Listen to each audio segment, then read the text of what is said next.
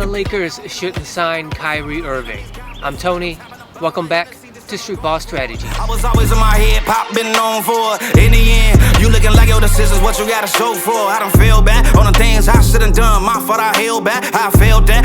Trying to make the whole world happy, can't sell that. Today we're talking about why the LA Lakers should not sign Kyrie Irving to the 2023-2024 NBA season. This is a pivotal season in LA Laker history because it's probably LeBron's last season there, and then he's probably going to move on to go play with his son somewhere else. Which means this is LeBron's last real chance to win a real championship with a potential championship contending team. So for them, it's very critical that they get this upcoming season right in terms of the personnel they're going to have to play. And there is potential for Kyrie Irving to come on and be signed by the LA Lakers. So the question is, should they sign him, and then what happens if they do sign him? So let's start with talking about the obvious reasons why LA would want to sign Kyrie. And they all have to do with his on-court ability. So obviously we're talking about Kyrie Irving. His game is impeccable, his skills, his talents, his abilities, some of the best that we've ever seen. There's no doubt about that.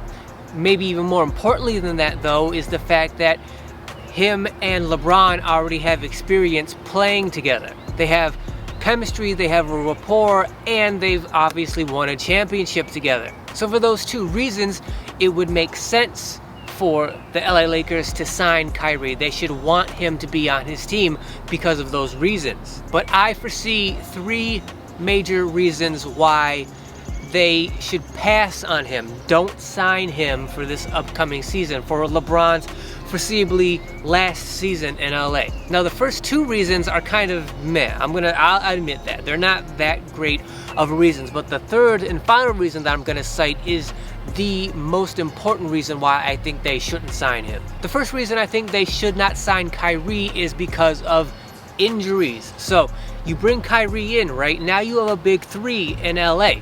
Except for what happens when, because it will happen, when one or all three of those big three get injured. Because that's what NBA superstars in this generation do, right?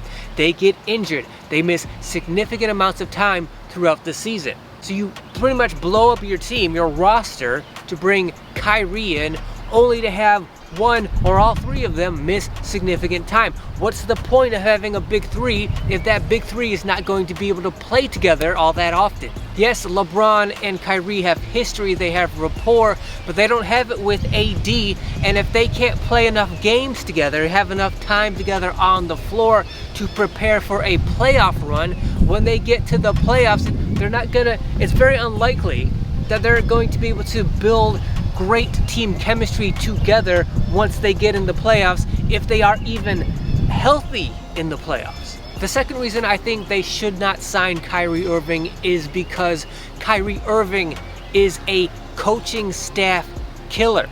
And I say that because Kyrie thinks that he doesn't need a coach. He doesn't want a coach. He doesn't need a coach. He pretty much thinks he and his teammates, his other superstars, should be the coach. He tried that in Brooklyn with Kevin Durant. And Kevin Durant is not a team leader. He doesn't want to be a team leader. He says himself that he's not a team leader. What do you think is going to happen when Kyrie comes to the Los Angeles Lakers, who are even a bigger market team than the Brooklyn Nets? And now he has a teammate in LeBron James who is one of the best team leaders in NBA history. Do you really think Kyrie is going to believe that the Lakers need Darvin Ham and his coaching staff to coach him and LeBron? Is it really that unbelievable to think that if some point during the season, if the team is struggling more than Kyrie would like it to be, that Kyrie think to himself that they don't need to listen to the coach. They don't need the coach. Him and LeBron can coach the team.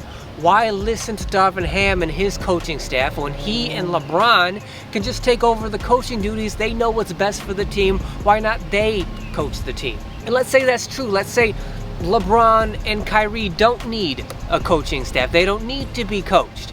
Well, what about the more inferior players on the team, Kyrie. Because in order to get you on the team, they're gonna have to blow up the roster. And whatever teammates they bring in to fill in the roster are going to be such inferior teammates even compared to the team that they already have without you, right?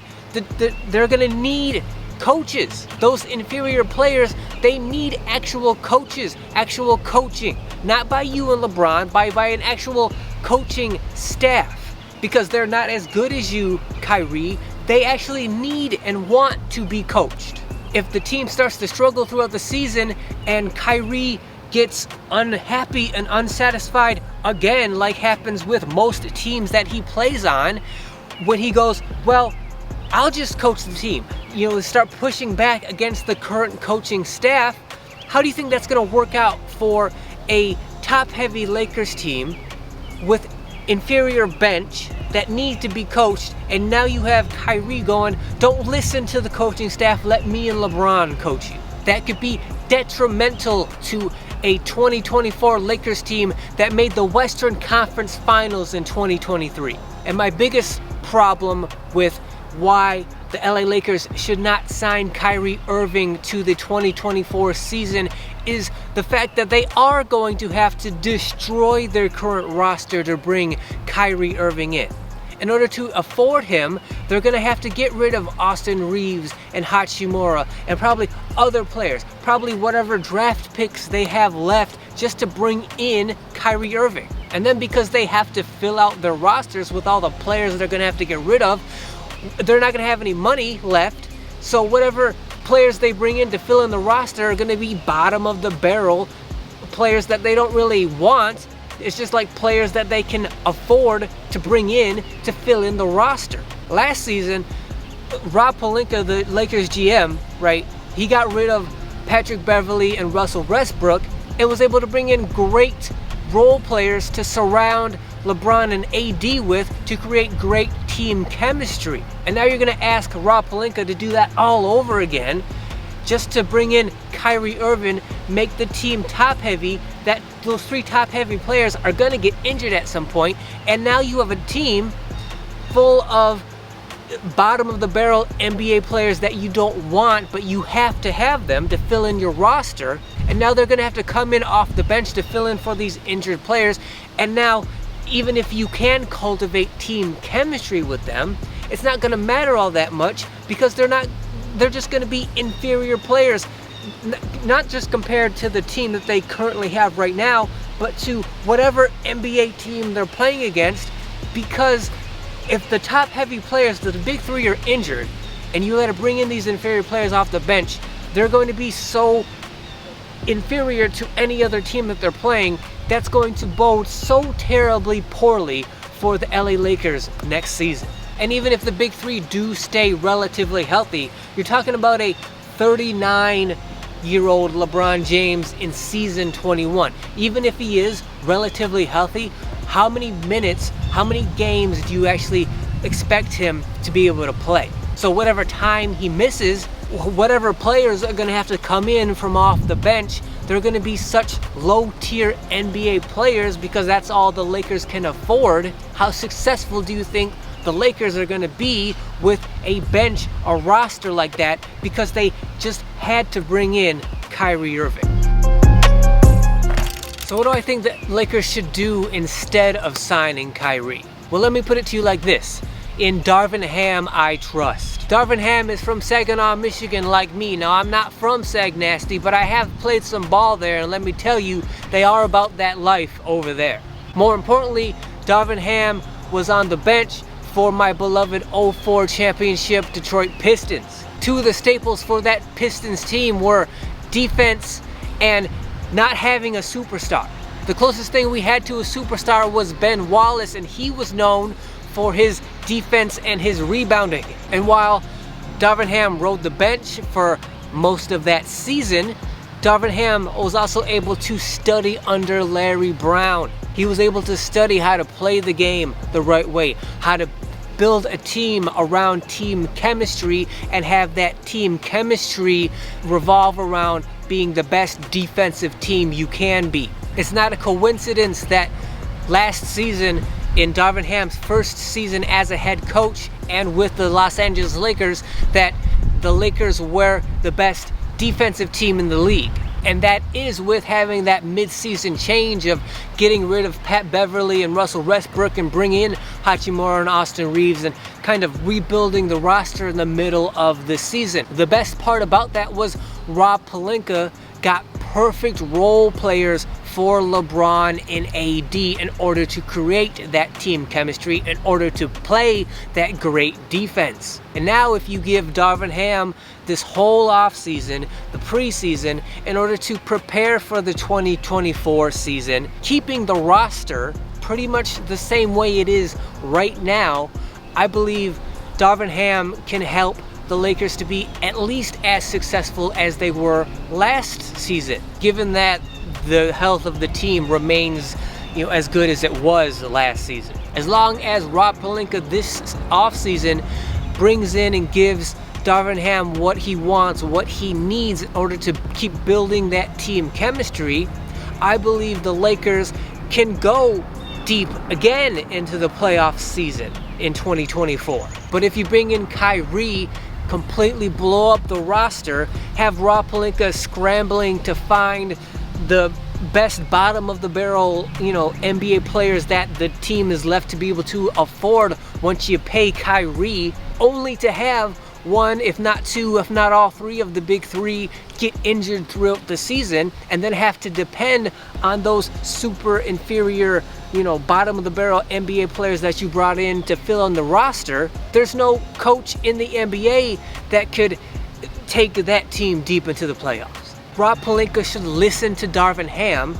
Do not sign Kyrie. Do not make any major changes to the team. Make whatever minor personnel, end of the bench, roster changes that Darvin feels is necessary, but trust him to be able to build and develop even further the team chemistry that he started in 2023. Now he knows even better what AD and LeBron want and need in order to, in terms of role players around them. And if you trust him to develop that chemistry, to develop that defense over the season, now there's no reason, as long as the health stays the same, that the Lakers should not be able to be at least a Western Conference Finals team again next year. Darvin Ham comes from studying defense and team chemistry. If you bring in Kyrie, you blow all of that up. Do not bring in Kyrie. Trust in Darvin Ham. That's why I think the Los Angeles Lakers should not sign Kyrie Irving for the 2024 season. For most teams, most coaches, having Kyrie Irving on their team would be a severe advantage. But not for this team, under these circumstances, having AD and LeBron on the verge of leaving and or retirement, and not with this coach in Darvin Ham, who's going to build his career on team chemistry and defense. This particular Lakers team for this particular season does not need him. It would hurt them to have him as a starter on that team. The best chance this team has for this season and moving forward is building team chemistry. Have whatever superstars you can, are available to you that you can afford, but you don't need the best, biggest, most expensive superstars. What you need is good superstars, good stars that you can then build around. Have good team chemistry. Fill in the gaps with the correct role players. That's what Darvin Ham wants to do. That's what he wants to do. That's what he's going to do. That's what he's best at doing. He needs the opportunity in order to do that. If you bring in Kyrie Irving and now you have a big three that's probably going to get injured a lot throughout the season, how is Darvin Ham supposed to execute his coaching strategy if he has a big three that are getting injured, but he's trying to build team chemistry with defense? So I want to thank you guys for watching this video. If you liked this video, if you found what I said interesting at all, let me know down in the comments what you think. Do you agree with me? Do you disagree? Do you think they should sign Kyrie? do you think Darvin Ham should want him on his team? Do you agree with me about how Darvin Ham's trying to develop his coaching strategy? Also, while you're commenting, go ahead and subscribe as well if you found this video interesting or engaging. Also, make sure to hit that thanks button down below. When you hit that button, not only will it highlight all of the comments that you make, which means they're going to stand out from all of the other comments, but that thanks button directly supports the channel, so anybody that does hit that button know I sincerely appreciate it. As always, like, share, comment like I said. Make sure you hit that notification bell so you're notified whenever any video goes live on this channel. And until then, I'll see you guys next week. You got a family to feed. Forget about the ones who don't know the T. Criticize but got a log on their teeth. Twitter fingers stir a pot in the beef. Better pull up, got a problem with me. It's a clubhouse. Watch you while on your feet. I was gon' pop. Let them gon' pop. Cause I've been hitting home runs. I ain't gotta slide. Taking my time, yeah.